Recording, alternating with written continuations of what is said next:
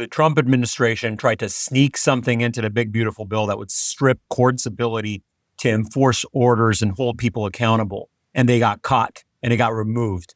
And not a lot of people know about this, but we're talking about it today. I'm Shant Karnikian. That's Brian Kabateck. This is Civil Action on the Legal AF Network. Brian, tell us about contempt orders and what those are. Well, Shant, contempt is one of the few powers that the court actually has to enforce its orders on its own. And this is important because the courts don't have their own military. They don't have a police department. They don't have the Secret Service. They don't have anybody like that. They do have the Marshal Service, but they're limited in their scope and what they can do. And what contempt does is it holds people responsible for violating court orders. Does that potentially sound familiar when we're talking about the Trump administration? Of course it does. Well, what we have with contempt is a wide range of what we call remedies or solutions that the court has when somebody doesn't comply with its order. So somebody is ordered to, for example, show up and appear as a witness and they don't show up. Well, the court can hold them in contempt, which actually could mean that they're fined on a daily basis or they're levied a specific fine for their failure to comply. Or in some circumstances, there can actually be, a body order where you actually go out and seize the person and bring them into court. Now, we see it quite often in the civil world because in the civil practice, which is a wide range of basically everything but criminal cases, we see it used where somebody fails to comply with a valid court order. And sometimes what happens is there's a daily fine, say $700 a day, $1,000 a day, $20,000 a day until they comply. And if people simply fail to comply, the court can escalate. They can raise the amount of money. They can even bring somebody and put them in jail until they comply with the court order. So contempt is incredibly important when it comes to the Trump administration. So explain why you think that's important with the Trump administration, Shant. Well, because we've seen them violate court orders, disregard rulings by judges. We've heard things like people like Emil Bovee have told people within his office that don't listen to the courts, F them.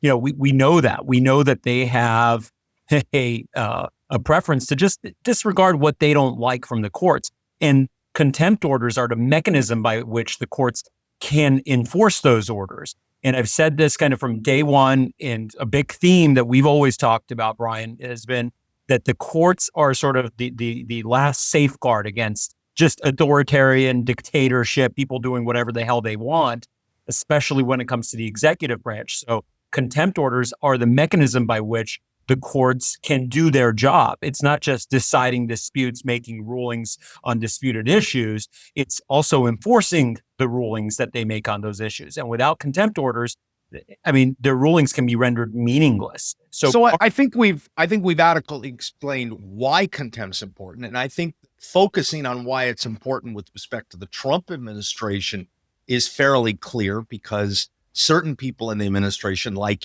everyone, has no intent to comply with valid court orders when valid court orders come down. So that kind of leads us to exactly what happened here, what this little sneakiness is that Donald and his friends tried to slip into the one big, beautiful bill.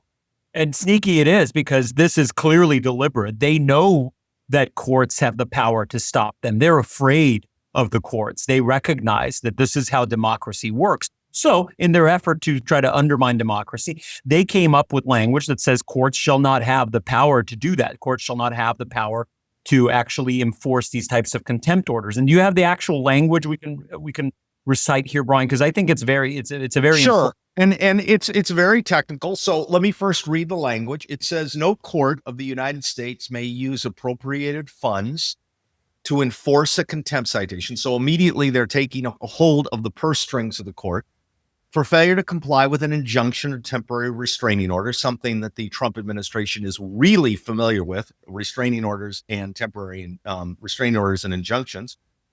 If no security was given when the injunction or order was issued. And it was also, this is great, it was also not just prospective, but retrospective as well, meaning that any injunction that was already in place against the Trump administration they'd have to post a bond. So let's explain why this was tricky and why it was going to work if they had slipped this in. Right. It wasn't as blatant as courts shall not have the power to issue orders or enforce orders, right? It was a lot sneakier than that. It was if the side that was seeking or obtained the temporary restraining order or the injunction didn't put up a bond, didn't put up money to begin with, then the court could not impose the contempt fines basically on the other side who is supposed to be restrained from doing that thing that the court ordered them to do or not do. Right. So it was very sneaky. This was in the House version of the bill. It started in the House, but then it got to the Senate and they got caught. Right.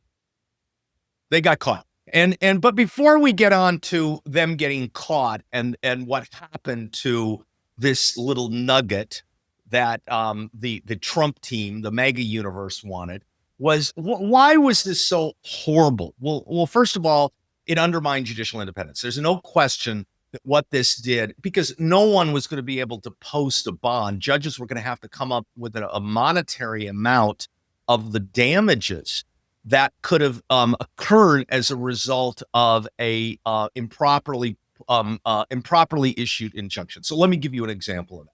Let's say that there's $20 billion that the Trump administration is withholding from states. Well, a judge could say, you have to come up with a $10 billion bond. You have to come up with $1 billion bond. Yeah. Who is going to be able to come up with a bond of that much money to post with the court in order to get the injunction to issue?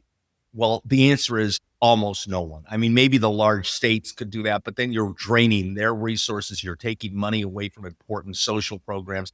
So that was the first thing that it did. So the next thing it did was it was deliberately shielding the executive.